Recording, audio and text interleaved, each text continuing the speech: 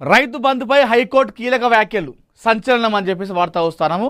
పేదలకే సంక్షేమం అందాలని హైకోర్టు స్పష్టం. ప్రభుత్వ విధానాలపై న్యాయస్థానం ఘాటు హెచ్చరిక.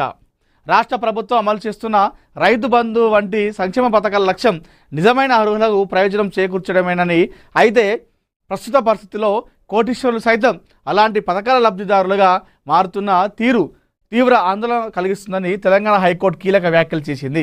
ప్రజాధనం అత్యంత అవసరమైన నిరుపేదలు, అర్హులైన రైతులు నిజమైన లబ్ధిదారుల సంక్షేమం కోసం వినియోగించాల్సి ఉండగా ఆర్థికంగా బలమైన వర్గాలకు కూడా అదే ప్రయోజనం అందడం ప్రభుత్వ సంక్షేమ విధానాల అసలు ఉద్దేశాన్ని దెబ్బతీస్తుందని న్యాయస్థానం అభిప్రాయపడింది. ఐఏఎస్ అధికారి సందీప్ కుమార్ సుల్తానియాపై నమోదైన కోర్టు ధిక్కరణ కేసు విచారణ సందర్భంగా జస్టిస్ నగేష్ ఈ వ్యాఖ్యలు చేశారు. రైతు బంధు పథకం నుంచి సంక్షేమ కార్యక్రమమే అయినప్పటికీ దాని అమలులో అర్హత ప్రమాణాలు మరింత ఖచ్చితంగా ఉండాల్సిన అవసరం ఉందని న్యాయమూర్తి సూచించారు. ఆర్థికంగా అత్యంత బలమైన కోటీశ్వరులు కూడా ప్రభుత్వ నిధులను పొందుతున్న పరిస్థితి సమంజసం కాదని స్పష్టం చేశారు. ఇది కథ. ఈ రైతు బంధు పైన హైకోర్టు ఏం చెప్తా ఉందంటే, సో రైతు బంధు అనేది ఇవ్వాల్సిందే, కానీ దానికి ఖచ్చితమైనటువంటి ప్రమాణాలు ఉండాలి. ఇవాళ 20, 30, 50, 100 ఎకరాలు ఉన్న భూస్వామి కూడా రైతు బంధు తీసుకుంటాడు. మరి ఆయన నిరుపేద రైతు ఎట్లా అవుతాడు? ఇప్పుడు 2 ఎకరాలు, 3 ఎకరాలు, 4 ఎకరాలు, 5 ఎకరాల వరకు ఉంటే ఆ రైతుకు రైతు బంధు ఇస్తే ఓ లెక్క ఉంటుంది, ఒక లెక్క పత్రం ఉంటుంది. నువ్వు 100 ఎకరాలు ఉన్నను కూడా రైతు బంధు ఇస్తే దానివల్ల ఏం ఉపయోగం? ఇగో ఈ విషయంపైనే ఈటల రాజేందర్కి కేసీఆర్కు ఆ మధ్యకాలంలో లొల్లైంది. ఈటల రాజేందర్ని మంత్రి పదవి నుండి బర్తరఫ్ చేయడానికి కారణం ఏంటంటే, ఇగో ఈ విషయంపైనే ఈటల రాజేందర్ ఏమన్నంటే 4 ఎకరాలకు మించి ఎకరాలకు మించి పొలం ఉంటే మనం రైతు బంధు ఇవ్వద్దు అని చెప్పేసి ఈటల రాజేందర్ లొల్లి కేసీఆర్తోని. కేసీఆర్ ఏమన్నాడు, లేదు వ్యవసాయం ఉంటుంది చాలు, అది ఎన్ని ఎకరాలు 50 ఉండని, 100 ఎకరాలు ఉండని, ఎన్ని ఎకరాలు ఉండని, వాళ్ళకు రైతు బంధు పోవచ్చునని చెప్పేసి కేసీఆర్. దానివల్ల ఏం ఉపయోగం అని చెప్పేసి ఈటల. దానివల్ల 100 ఎకరాల భూస్వామికి కూడా రైతు బంధు పోతే దానివల్ల ప్రభుత్వ ఖజానాకు మనం ఇచ్చే లాభం? మనం ఇచ్చేది ఎందుకు ఇస్తున్నాం? రైతులకు పాపం వాళ్ళు ఉన్నటువంటి ఎకరాలకు వాళ్ళు వ్యవసాయమైన పని వస్తే అక్కడ నాటేయడానికో దానికో దీనికో మందు బస్తాలు అవి ఉన్నాయి, ఆసరగా ఉంటాయని చెప్పేసి మనం చేస్తూ ఉన్నాం.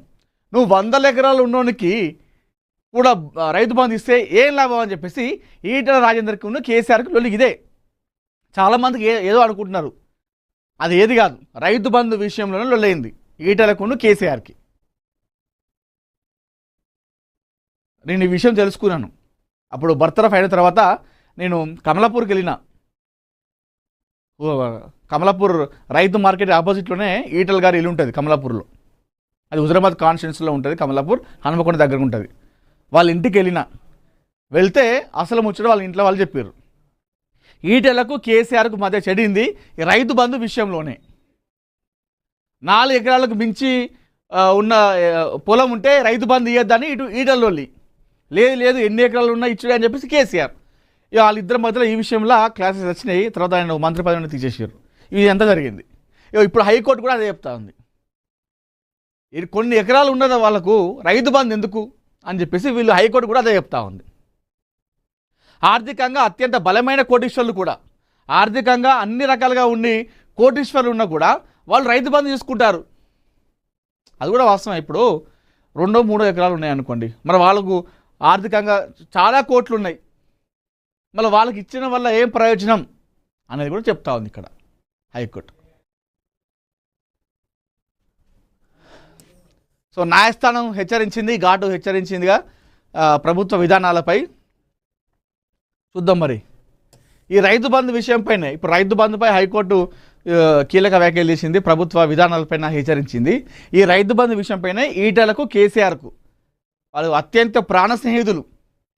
ఉద్యమాన్ని నడిపించిన ఒకటి రైట్ హ్యాండ్, ఒక లెఫ్ట్ హ్యాండ్తో కేసీఆర్ ఈటల. టీఆర్ఎస్ పార్టీని కేసీఆర్ తర్వాత ఈటలనే అంత భుజాలపైన మోసుకెళ్ళిండు. అలాంటి ఈటల కేసీఆర్ లొల్లి కావడానికి, వాళ్ళు విడిపోవడానికి కారణం అంతా కూడా ఈ రైతు బంధు విషయంపైనే. జీఎస్టీ ఆదాయానికి ఏఏతో కొత్త దిశ. సాంకేతికతో పన్నుల లీకేజీలకు అడ్డుకట్ట లక్ష్యం. రాబడి పెంపుపై సీఎం రేవంత్ సమీక్ష. తెలంగాణ ఆర్థిక వ్యవస్థ వేగంగా విస్తరిస్తున్న నేపథ్యంలో రాష్ట్ర జీఎస్టీ ఆదాయాన్ని పెంచడంతో పాటు పన్నుల లీకేజీలను అరికట్టేందుకు ఆర్టిఫిషియల్ ఇంటెలిజెన్స్ ఆధారిత వ్యవస్థను అమల్లోకి తీసుకురావాలని ముఖ్యమంత్రి రేవంత్ రెడ్డి అధికారులను ఆదేశించారు. సాంకేతికతను సమర్థవంతంగా వినియోగిస్తూ ప్రభుత్వ ఆదాయాన్ని పెంచడంతో పాటు వ్యాపారాలకు ఎలాంటి ఇబ్బందులు కలగకుండా సులభతర వాణిజ్య వాతావరణాన్ని కల్పించాలన్నారు. ఎంసీఆర్ హెచ్ఆర్డి బోధి పెవిలియన్లో ప్రముఖ ఆర్థికవేత్త అరవింద్ సుబ్రమణియన్ రాష్ట్ర ఉన్నతాధికారులతో ముఖ్యమంత్రి సమీక్ష సమావేశం నిర్వహించారు. రాష్ట్ర ఆర్థిక పరిస్థితిని మరింత బలోపేతం చేసేందుకు చేపట్టాల్సిన సంస్కరణలు, ఆదాయ వనరుల విస్తరణ, జీఎస్టీ, ఎక్సైజ్ శాఖల పనితీరుపై సుదీర్ఘంగా చర్చించారు. జీఎస్టీ అధికారులకు ఏఐ ఆధారిత సమాచార వ్యవస్థను అందుబాటులోకి తీసుకురావడం ద్వారా పన్నుల అంచనా, పర్యవేక్షణ, విశ్లేషణ మరింత సమర్థవంతంగా నిర్వహించేలా చర్యలు చేపట్టాలని సీఎం సూచించారు. సాంకేతిక పరిజ్ఞానం వినియోగం వల్ల వ్యాపారాలకు ఆటంకాలు కలగకుండా అదే సమయంలో ప్రభుత్వ ఖజానాకు రాబడి పెరిగేలా వ్యవస్థను రూపొందించాలని అరవింద్ సుబ్రమణియన్ సూచించినట్లు సమావేశంలో చర్చించారు. పన్నుల లీకేజీలను నివారణలో శాఖల మధ్య సమన్వయం అత్యంత కీలకమని ముఖ్యమంత్రి పేర్కొన్నారు. సో ఈ జీఎస్టీ ఆదాయానికి ఏతో కొత్త దశ ఆర్టిఫిషియల్ ఇంటెలిజెన్స్ అని సో ఏదేమైనా సరే రేవంత్ రెడ్డి అయితే తెలంగాణ రాష్ట్రాన్ని అభివృద్ధి దిశగా అడుగులు వేసేందుకైతే ప్రయత్నాలు చేస్తూ ఉన్నారు. అటు కేంద్ర మంత్రిని కలుస్తూ ఉన్నారు. ప్రతి ఢిల్లీకి వెళ్ళి హస్తినాలో కేంద్ర మంత్రిని కలుస్తూ ఏ శాఖకు ఏం అవసరం ఉండేవో ఆ శాఖ మంత్రిని కలుస్తూ ఉన్నాడు. ఎప్పటికప్పుడు కలుస్తూ ఉన్నాడు. సో అడుగుతూ ఉన్నాడు, ఇది మాకు ఇది ఉందని చెప్పి డిమాండ్ చేస్తూ ఉన్నాడు, రిక్వెస్ట్ చేస్తూ ఉన్నాడు. అల్టిమేట్గా కావాల్సింది తెలంగాణ రాష్ట్రం అభివృద్ధి పథంలో నడవాలి. సో ఇది మెయిన్గా పెట్టుకున్నాడు రేవంత్ రెడ్డి. ప్రతిపక్షాలు ఎవరెన్ని ఆరోపణలు చేసినా కూడా ఆయన పని ఆయన చేసుకుంటూ వెళ్ళిపోతున్నాడు. నిందితురాలికి 5 ఏళ్ల జైలు శిక్ష. యాదాద్రి భువనగిరి జిల్లా వలిగొండ పట్టణ కేంద్రానికి చెందిన బూరుగు పద్మ భర్త శ్రీనివాస్కు రామన్నపేట అసిస్టెంట్ సెషన్స్ కోర్టు న్యాయమూర్తి జి సబిత శుక్రవారం రోజు కేసు విషయంలో నిందితురాలు బూరుగు పద్మకు 5 సంవత్సరాల కఠిన కారాగార శిక్ష విధించారు. గతంలో జరిగిన ఓ కేసు విషయంలో బూరుగు పద్మ భర్త శ్రీనివాస్ గ్రామం వలిగొండ పోలీస్ స్టేషన్లో కేసు నమోదైంది. నిందితురాలికి 5 సంవత్సరాలు కఠిన కారాగార శిక్ష, 10,000 రూపాయల జరిమానా విధించినట్లు తీర్పు ఇవ్వడం జరిగిందని వలిగొండ సబ్ ఇన్స్పెక్టర్ యుగేందర్ తెలిపారు. ఇది కథ.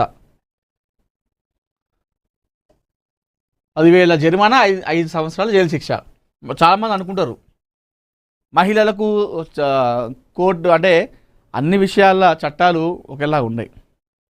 సో మామూలుగా చట్టాలు ఎలా ఉంటాయంటే లేడీస్కి కొంచెం ఎక్కువ ఉంటాయి, జెంట్స్కి వచ్చేసరికి తక్కువ ఉంటాయి. అంటే లేడీస్తో పోలిస్తే వాళ్ళకు చట్టాలు ఇంకా ఎక్కువ వర్తింపజేస్తాయి, అంటే కొంచెం అనుకూలంగా ఉంటాయి మహిళలకి. కానీ ఎట్ ద సేమ్ టైం ఇటు న్యాయస్థానం ధర్మాసనంకి వచ్చేసరికి, కోర్టుకు వచ్చేసరికి అవన్నీ కూడా ఒకటే. తప్పు చేస్తే ఆడవాళ్ళైనా మగవాళ్ళైనా ఒకటే శిక్ష. అయితే ఇక్కడ యాదాద్రిలో వలిగొండ ఆ పరిధిలో ఓ నిందితురాలికి బురుగు పద్మ అనేటువంటి ఒక మహిళకి 5 సంవత్సరాల జైలు శిక్ష విధించిందట. అదేవిధంగా 10,000 జరిమానా కూడా